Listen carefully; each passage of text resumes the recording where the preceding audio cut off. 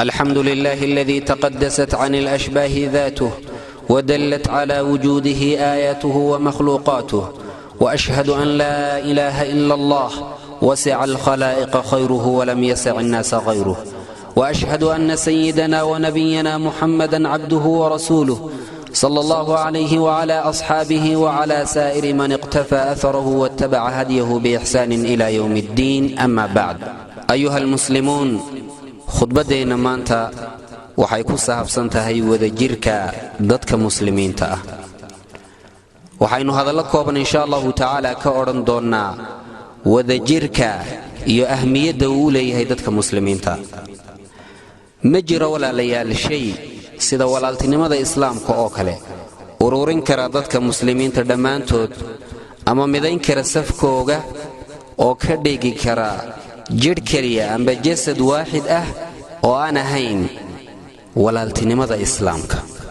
ha kala duwanaadaan xagga midabka, ha kala duwanaadaan xagga luqadda, ha kala duwanaadaan xagga dalalka iyo acraaqda. shayga kaliya walaalayaal isku hayn kara waxaynu leenahay waxa weeye walaaltinimada islaamka weeye. shiki kuma jiro walaalayaal in midowga iyo wadajirku yahay matlab ay raadinayaan jamaacaadka insaaniga oo dhan, iyo hadaf ay u sacyinayaan oo ay u socdaan dhammaan mujtamacaadka bashariga oo dhan. arrinkaa darteed walaalayaal waxay la yimaadeen asbaabtii u sahlaysay in ay hadafkooga gaadhaan. muslimiintu marka walaalayaal waqti ay uga baahi badan yihiin wadajirka iyo midowga iyo iskaashiga waqtigan aynu joogno ma jirto. saas darteed walaalayaal waxaa waajib ah dhammaan asbaabta inoo sahlaysa inaynu hadafka gaadhno, inaynu ka shaqayno, inaynu iska kaashanno, in aynu isku garabgalno ayaa loo baahan yahay.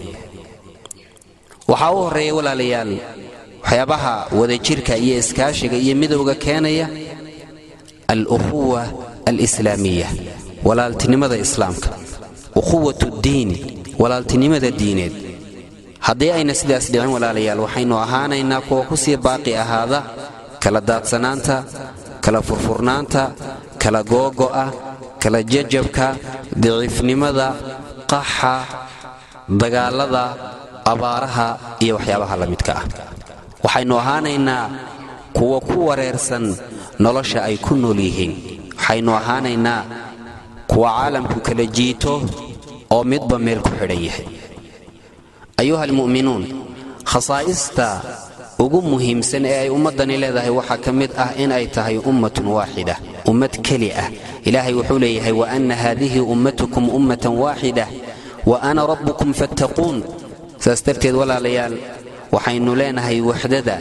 iyo wadajirka iyo iskaashiga iyo midowga muslimiintu waa waajib binusuusi alqur'aani wa sunnah. ilaahay wuxuu leeyahay subxaanahu wa ta'ala واعتصموا بحبل الله جميعا ولا تفرقوا. حرق إلهي قبصد دمانتين ولا تفرقوا.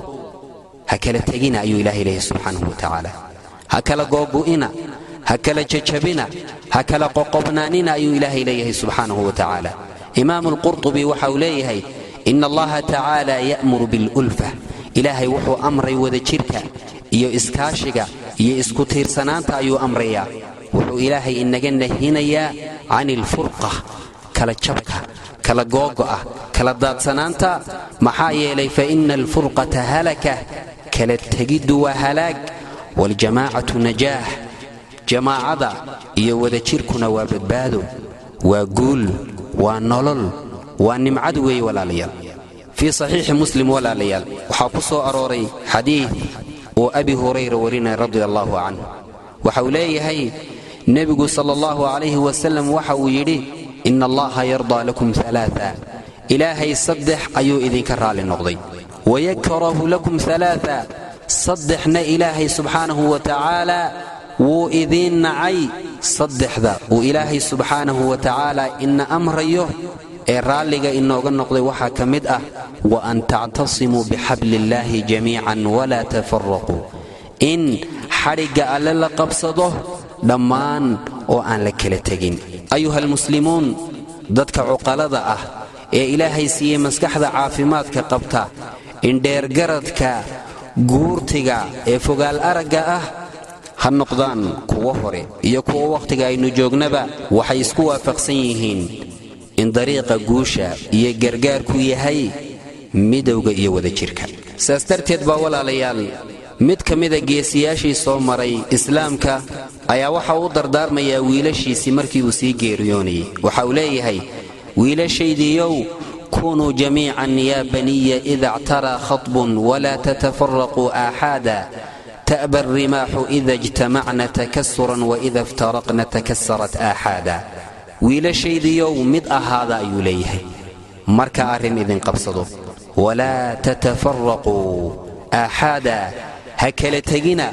أو مد بمليان وكدعين ورموه هدية أروران لما تشبين كرو لما اللي عنكرو حديث لك بحيوه أو مد بقار لو بحيوه مد كستبقوني دي سايا لو تشبينيا أيها المؤمنون وحيابها أبضاً أي دولة كدنتو أي دولة كبابعضو أي دولة كدعضو وحاكمت خلافك إيو كالتجة ها دولة مسلمة أما ها دولة قالة أما ها دولة بلا دين خلاف هدوء يماتو تشبا إيمانايا خلافة دي دولة العباسية أيا دعضي مركي أي دولة ديه إسلام كي كلا فرفرمين أي كلا بحبحين أي كلا قوقوين markii khilaafka iyo kala googo ay yimiday waxa ku soo duulay al-khilaafa al-abbaasiya oo ku soo ruqaansaday qolooyinkii la oran jiray falam yaqif fi wajhihim ghayri ahli baghdad reeb baghdad mooyaan cid kale hor istaagta waa la waayay nin kastaba wuxuu yiri aniga la yima socdo dawladayda looma socdo qabiilkayga looma socdo imaaradayda looma socdo deedna cadowgii ayaa ka faa'iideystay dhexdoodii duulaankay wuxuu sababay in ay dhintaan 800 oo kun oo dadkii muslimiinta ku noolaa caasimadda Baghdad sidoo kale walaalayaal waxa dhacday dawladii islaamiga ee Andalus بعد أن أصبحت دويلات متفرقة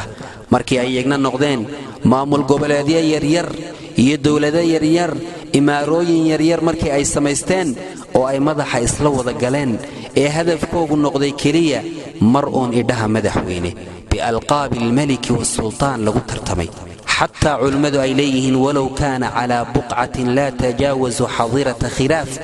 حراء علي حتى هدي وقاري وبوسك وقبصده تاس أيو الربائن لغو يلاهدو أمير تاس أيو الربائن لغو يلاهدو مدحوينه هو حينها يستوي وفيرسو صومالي حال كيدو هالكا ومرأي مانت مامو القبلات نعم ولي برهي ريسان oo reer kastaba dawlad meel ka taagtay oo reer kastaba yiri madaxweyne iyo baarlamaan iyo wasiiraan leeyahay arrinka waxa xigay waad ka garanaysaan sidoo kale walaalayaal lam tasqut ad-dawla al-uthmaniyya illa ba'da an tamazzaqa jasaduha ila ashlaa dawla al-uthmaniyya markay furfurantay ee ay jilicday ayay duntay waxay duntay markii saliibiyiintii ay dadka muslimiinta ah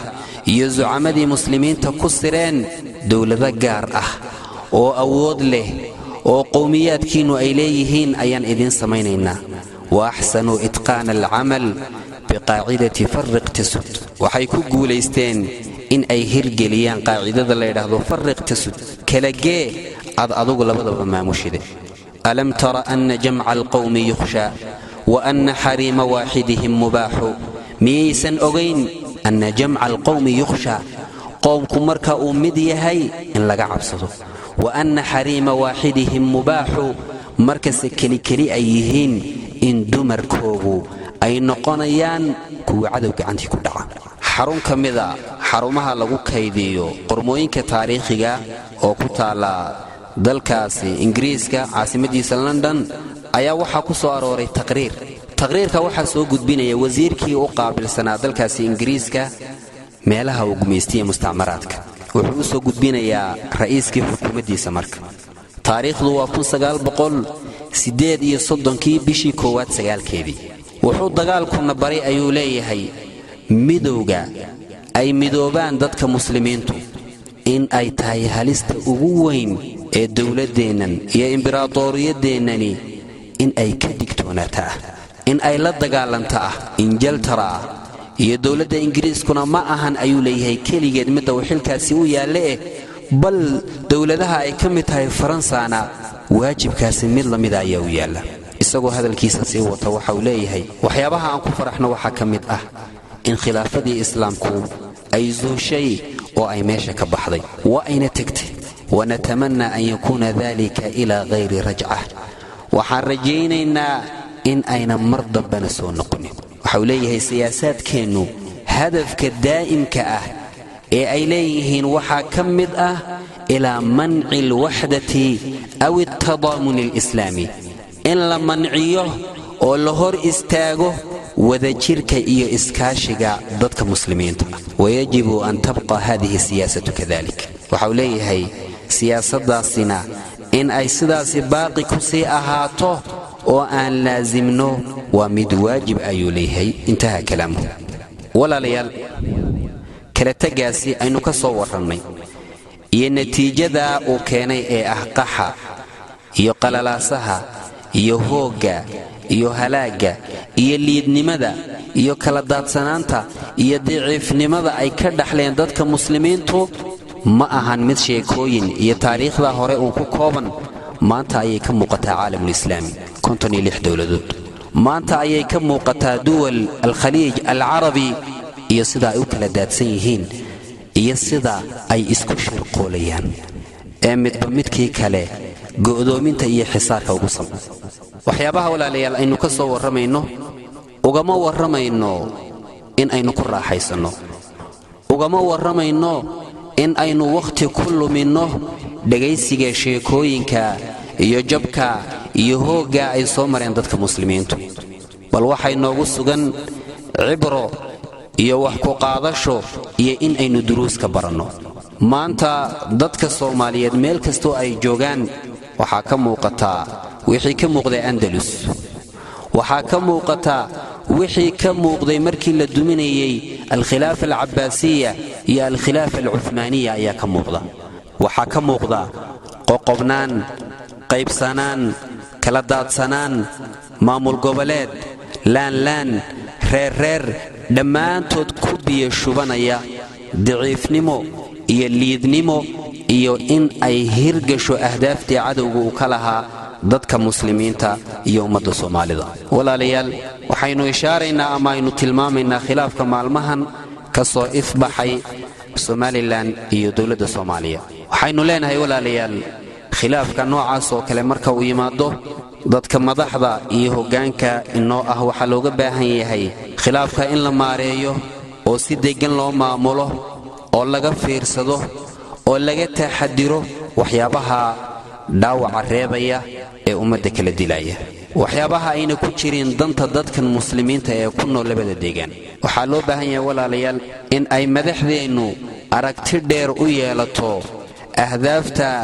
aw cadawgu ka damacsan yahay khilaafka dhexdeena waxa muuqda walaalayaal khilaafkan ugu dambeeyay in ay ku dhex jiraan fara dawlada Carbeed iyo dawlada shisheeye arrinkaas waxa loo baahan yahay madaxdeenu in ay dhug iyo garasho u yeelato shacabka walaalaha ah ee labada deegaan ku nool ee isku diinta ee isku dhaqanka ee isku dhalashada ee isku dhaxa ee dhaqaale ahaan iyo dhaqan ahaan ba isku dhex milan ee aan kala maarmi karin waxa loo baahan yahay iyaguna inay ka foojignaadaan oo ay ka fiirsadaan in ay daba kacaan waxyaabo ayna garan karin guntooda waxyaabo ayna garan karin waxa la isku hayo waxaan leenahay dadkeena Soomaaliyeed waxaad tihiin dad muslimiin ah waxaad tihiin dad walaalo ah waxaad tihiin dad wada dhashay waxaad tihiin dad isku diin iyo dhaqan iyo isku af ah waxaad tihiin dad aan kala maarmin oo isku dhex jira yaanay siyaasiyiintu sabab u noqonin in aynu isnacno yaanay sabab u noqonin in aynu kala fogaano yaanay sabab u noqonin in aynu kala dhimanno way tagayaan madaxdan iyo madaxdaasiba shacabkuna isaga ayaa hari doona insha Allah ta'ala tawfiiqda Allah ina waafajiyo hidaayana Allah ina siiyo amni iyo amaana Ilaahay subhanahu wa ta'ala ku arsaaqo dhammaan dadka muslimiinta